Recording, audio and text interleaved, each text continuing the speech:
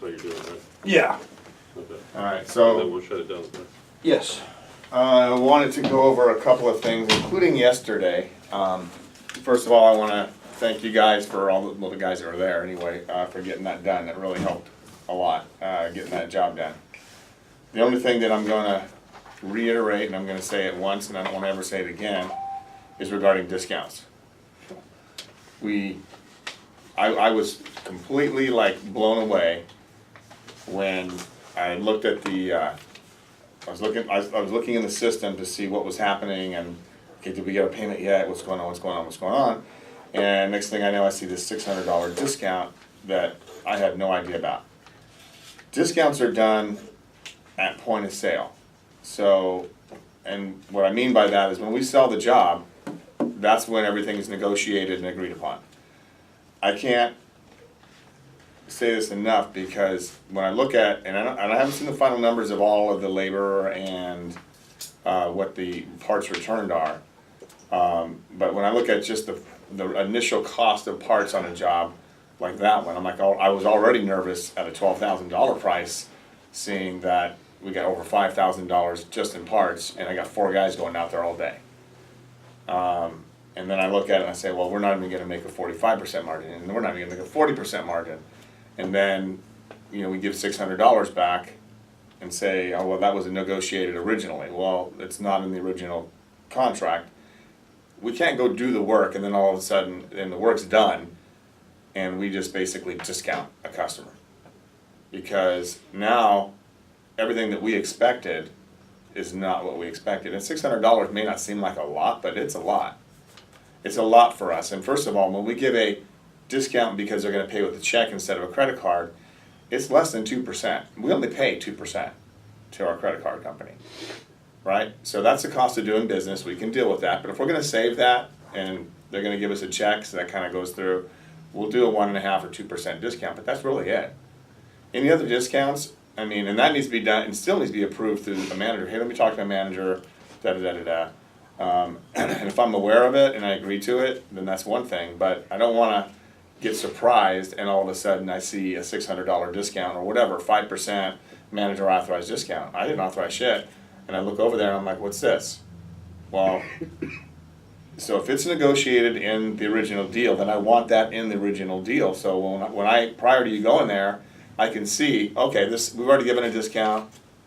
This is what we had to do to get the job. Sometimes that happens. But at least I know what to expect. But when I'm expecting 12 grand and I get in 11,400, that's a huge hit for us, especially when I'm thinking about I got to pay parts. I'm paying for parts for people today. I'm using my own card, personal card, to pay for parts yesterday and today. Why? Because I want to make sure payroll went through and I didn't want anything to get mixed up. And it was a tight week with all the marketing stuff I just spent. I mean, I can't even tell you how much money we spend on marketing. I think it's about 25 grand now. And that's just to get everything set up and get a website done and all of that. And it's really expensive to do this, guys. And right now, today, it's our first day. Yesterday was kind of our first day where the website was up and marketing is supposed to start. They had some problems. We had all kinds of hits. We had all kinds of calls, but they weren't from our area. Anybody who was looking for plumbing and stuff, it was like in East Coast and stuff like that. It was hitting everywhere. It was like a national type of thing, so it wasn't focusing on our area for some reason. So they were working on that all day yesterday, trying to unscrew that. We didn't pay for any of it, thank God. I was going to say, did you pay for it? No, we didn't pay for it, but the pay-per-clicks were happening. I'm like, whoa. I called the guy and I go, wait, something's going on here. I just had like 7 calls in like 908 area and 930. I'm just making those numbers up, but they were 9 something, and they were different weird numbers. And they weren't 949, and they weren't 714, and they weren't local to us. So I'm like, I'm not paying for these calls. He goes, no, we'll take care of it. Don't worry about it. You know, blah blah blah. Something got messed up on our end. We're going to fix it right now. So I don't know what the technical aspect of all that is and how that happened. It doesn't matter to me. They may have had a digit wrong somewhere. I don't know. But whatever happened, and so now we're back on to still trying to build all that back up. And because it does take time. If you guys know how the internet works when it comes to the ads, if you click on it, go on, type in, let's say, plumbing in Irvine, plumbing company, right? What's going to happen is there's all kinds of people that says, if you look in the left-hand corner of all the first page, sometimes the second, sometimes the third, depends on what category you're in, you're going to see ad, a little AD and a little square. So all of those first pages are just people who are paying to be on that page. And the more they pay, the higher they go up on that list.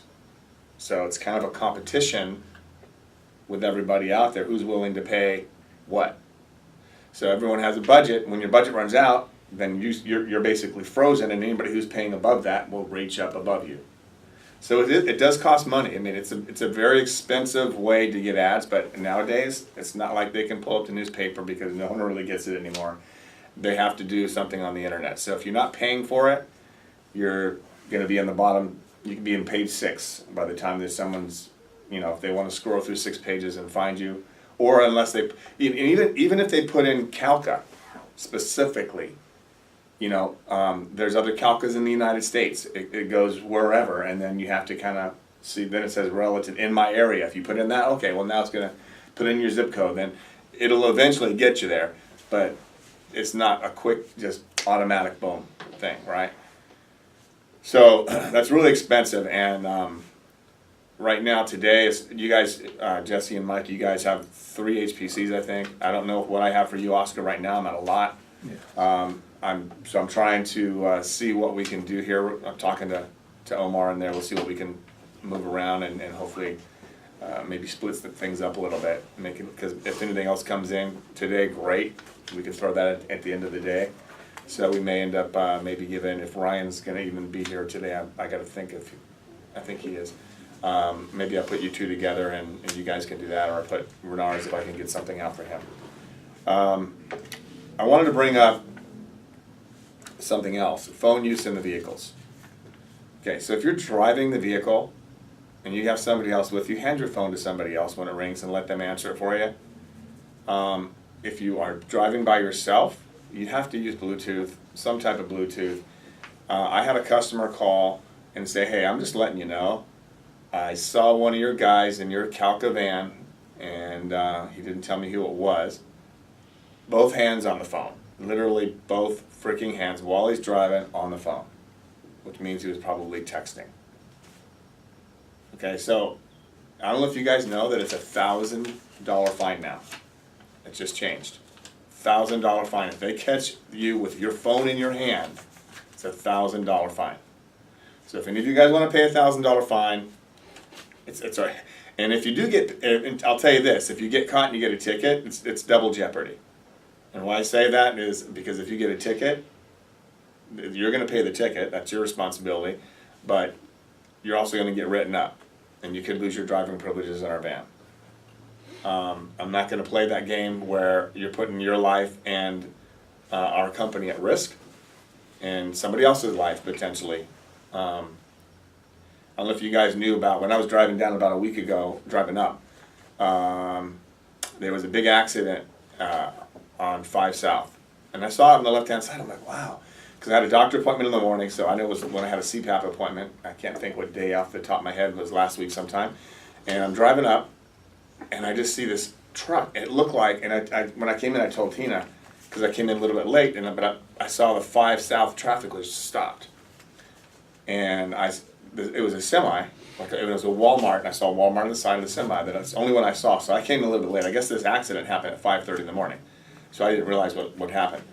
But anyway, the gist of the story is it looked like something fell out of the sky and landed on this truck while it was driving, and it just crushed. The whole front was turned and crushed down, and the whole side was like halfway crushed. I'm like, what the heck happened? It looked like it had rolled, and then someone put it back up, but I couldn't tell, right? Well, so I read the news later on, because I told my wife about it too. I texted her, I said, man, it was a big accident on 5. She sent me the clip on it, and you can probably look it up. So it was 2 diesels that ended up getting this accident. One of the guys was on his cell phone. And witnesses saw this guy on his cell phone, and then he just swerved and tried to overcorrect, and it turned the truck and ran into another truck, hit another truck, and then there was this big-ass accident. 2 diesel trucks in the middle of the freeway early in the morning. Some guy on his phone. I don't know if he was talking or texting, I have no idea. But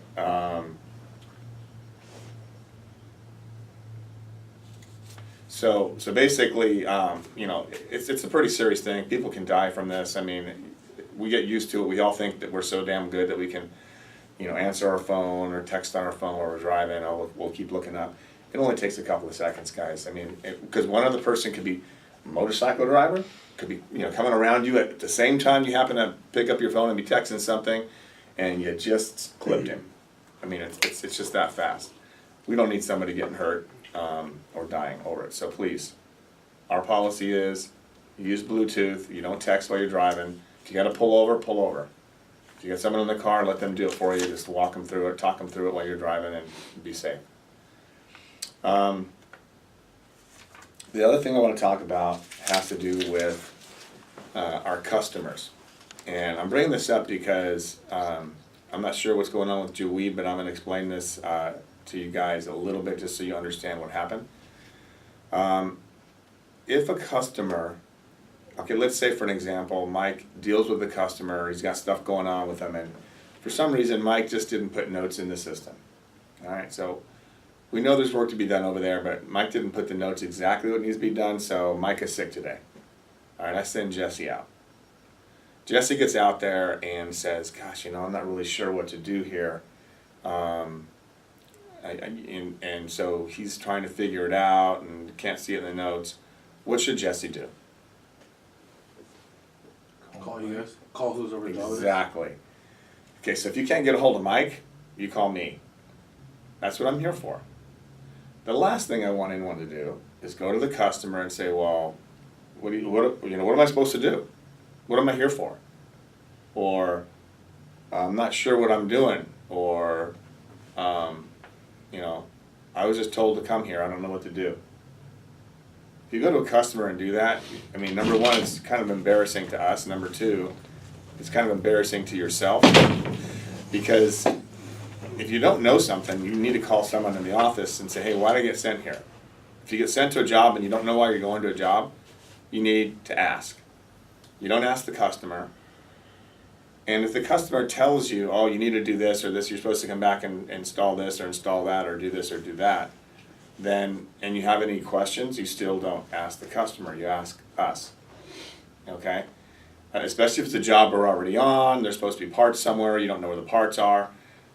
The last thing I want you guys doing is calling the customer or talking to the customer and asking them what to do or what's going on.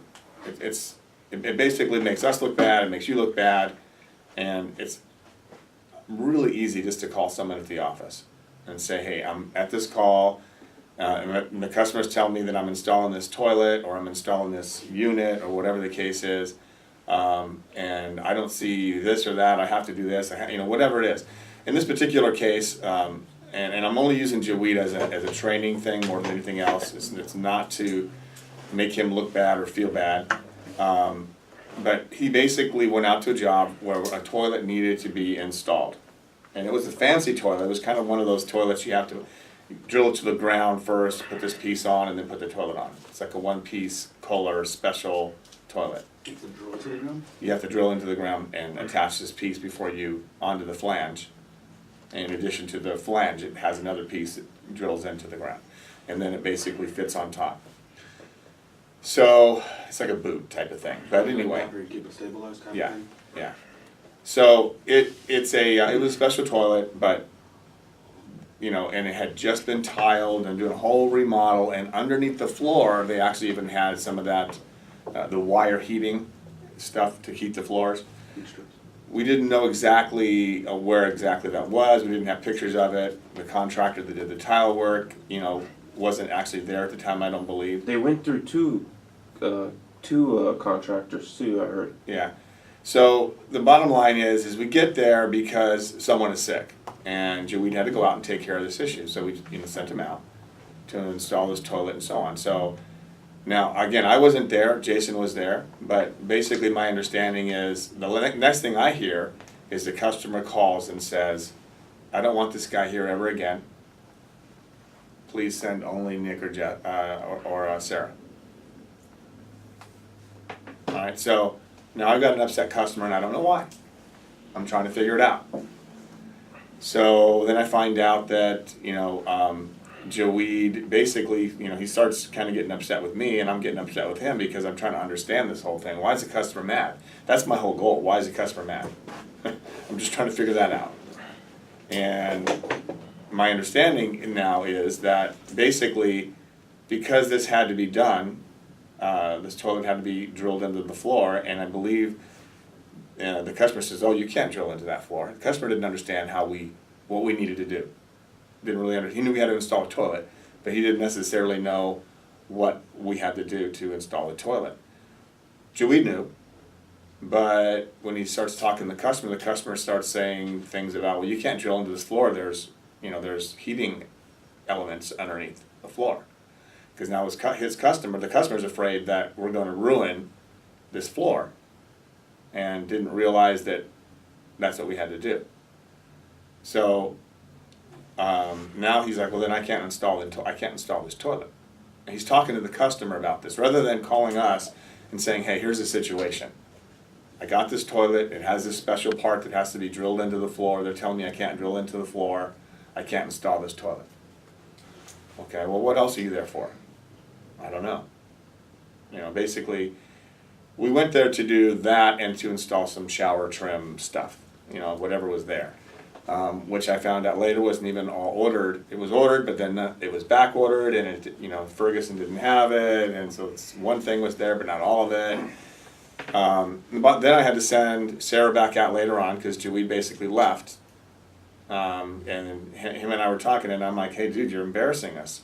You can't do this." And maybe I hurt his feelings. I'm assuming that I hurt his feelings and upset him because I was basically a little bit perturbed that I have a customer that doesn't want him back. Which is this, by the way, this is the second time that I've heard this regarding somebody saying, "Hey, I don't want him back." And we have some picky customers. People with money are picky. They're very particular. And customers want us to do our job. It doesn't matter if it's, and our job, if we're installing a sink, and we're not a carpenter, but to install the sink, we have to drill a hole into the back of a cabinet, you do what you gotta do. If you don't have the tools, then you need to get the tools. That's what having tools are about. You have to have all these different possible outcomes that, you don't know you're gonna come up against, and you have to deal with it. So, basically, I was telling him that, "Hey, you're embarrassing us, man. You're supposed to basically call Nick, because Nick was the guy that knew what was going on, or supposedly knew what was going on." Well, reality is Nick didn't even really know what was going on because he knew we had to install this toilet, but he hadn't really seen the toilet. He didn't take it off. He didn't know what was about the floor. We got pictures from the contractor who did the tiles. We were able to install the toilet. Was the bottom line. So it was able to be done. And there was some trim, shower head, a special shower head that had a speaker in it. We were able to install that.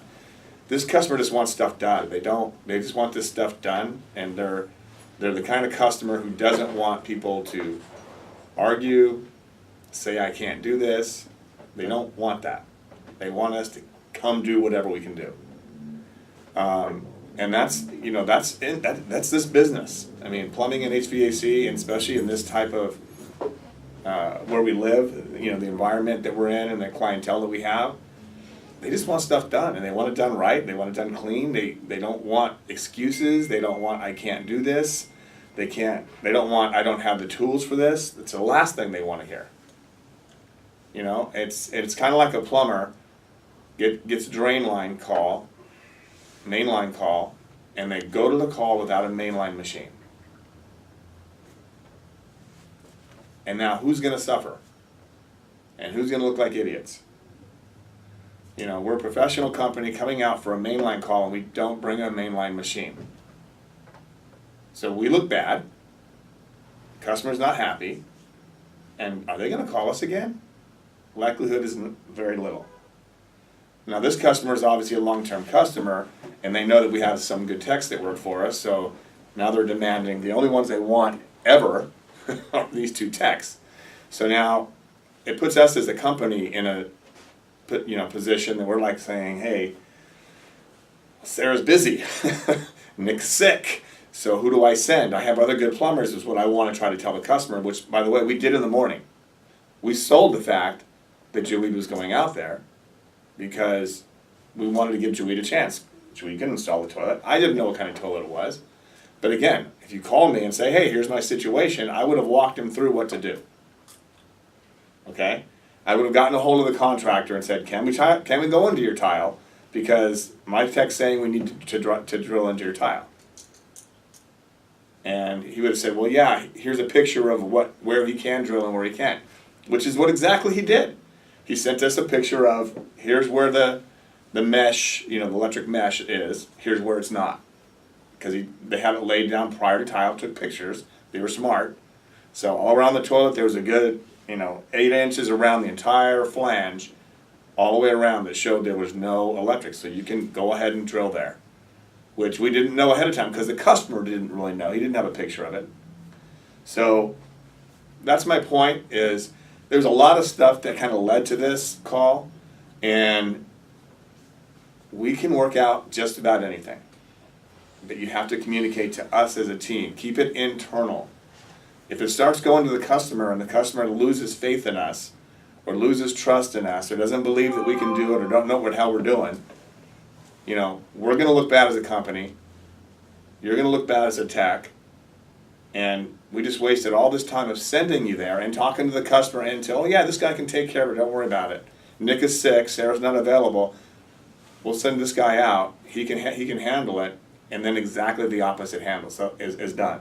So that's why when I'm telling him, he didn't understand why I felt that it was embarrassing to our company. But that's why. Because we already had told the customer we're sending him out, and this is why we're sending him out, because he can handle the job. And he did exactly the opposite of that when he talked to the customer the way he talked to the customer. So this is only for training. I'm not saying what Dewey did wasn't what I expected. I wanted him to call us. That's what I'm trying to let everybody else, all of you guys know.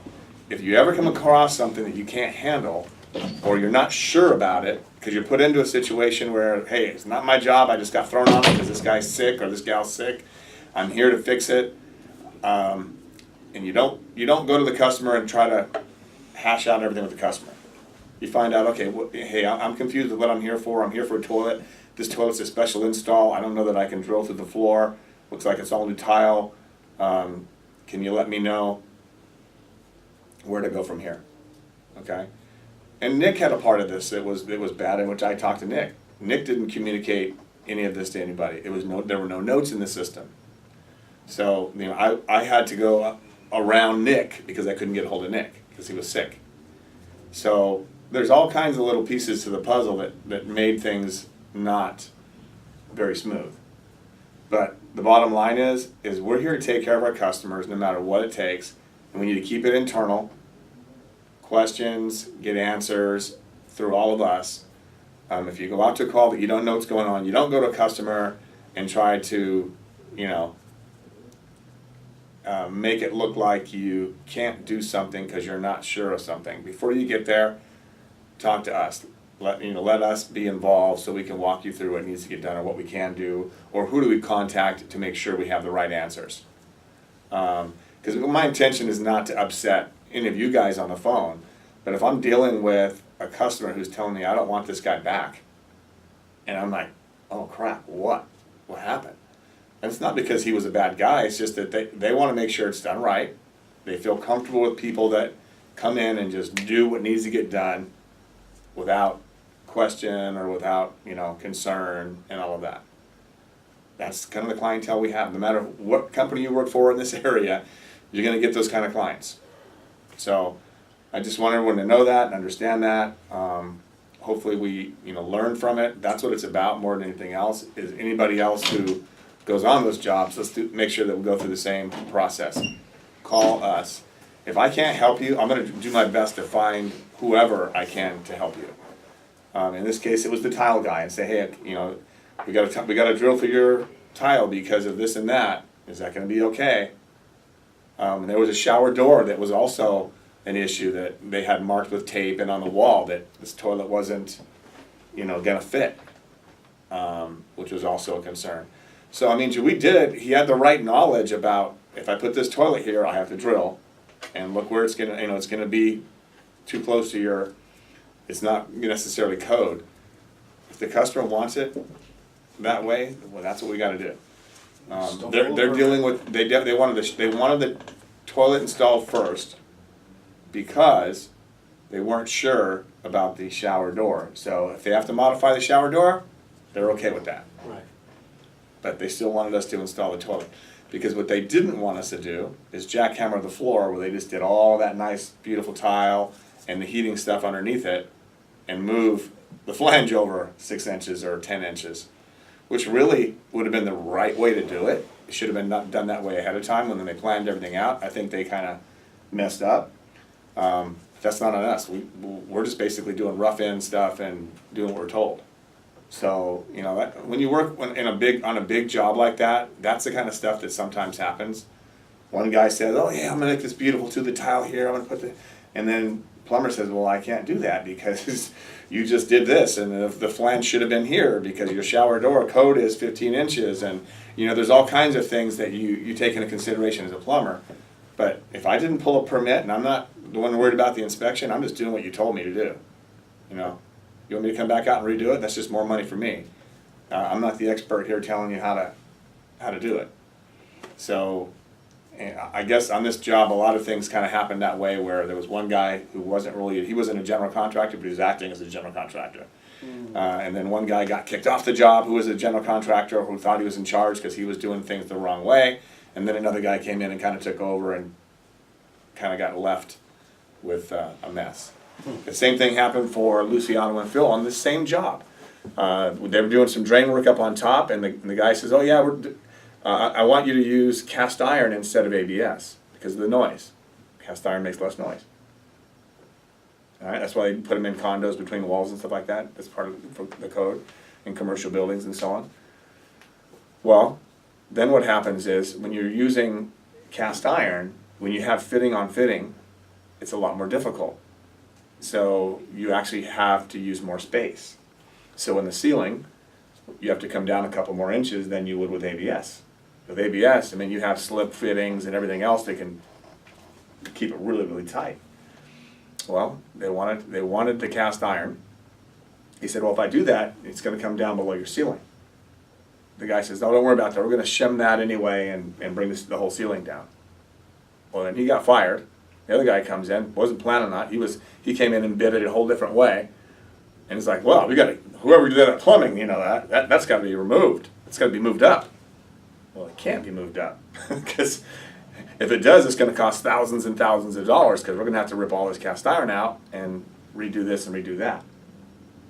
So, when you have multiple people working on jobs sometimes and you don't have a good general contractor, the plumber's only going to do what the plumber's told. The HVAC tech's going to do what they're told. Put it here, da-da-da-da-da. And then they can say, "Oh, it doesn't work there because we're going to do this," or "We're going to do," another trade comes in and says, "I'm going to do this or that." Well, it's going to be costly. We're going to have to remove it and start over again. But that kind of stuff happens, guys, and you just have to say, if you have that kind of problem on any job, you don't argue with the customer, you don't argue with the other, all you do is call and talk to us, let us deal with it, let us get involved, and, I'll call the general contractor and say, "Hey, and my guys show me pictures and show me what we got going here. We just did what we were told. Let me deal with that part of it." Okay? Any questions? All right, so again, we don't have a lot going on today. I'm going to go move the board around a little bit so we can get some people doing things and get every nickel and dime in again that we can, because we still have all this advertising that we got to pay for. So we can start building this thing up over the next few weeks, okay? All right, that's it, guys.